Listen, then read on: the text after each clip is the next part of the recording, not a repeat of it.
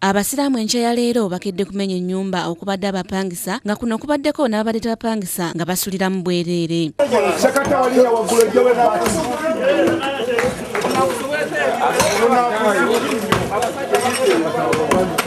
Emizigo egimenyeddwa gibadde gyaweebwayo Hajati Afua Kayaga abasiraamu basobole okuzimbako omuzikiti saako n'okukulaakulanya ekitundu kino. Afua ye yatuwa ekifo kino kizimbemu omuzikiti.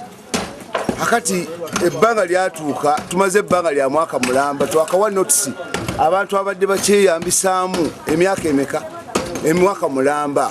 Kigambibwa nti abantu ab'enjawulo babadde babeera ku nnyumba zino era nga kuno okubaddeko n'abasomesa ababadde babeerako.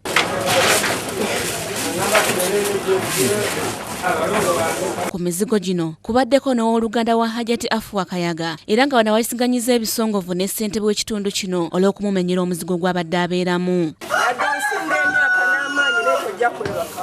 Nze sigenda kwebakawo situddeeyo njagala abantu wano basigale nga weereere.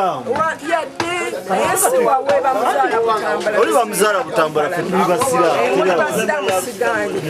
Esente ezagulawo sizi ne bali bagisamu ebintu bajja kufunibwa. Nze simulinako mpalana. Aganzizire ekyanala bajja kiraba. Bulungi ne mbu. Nedda naye nga banjukirira babagamba. Naye yandinize nezijjamu ebintu. Yaganye nga gye twabadde eggulo. Ganye towaya.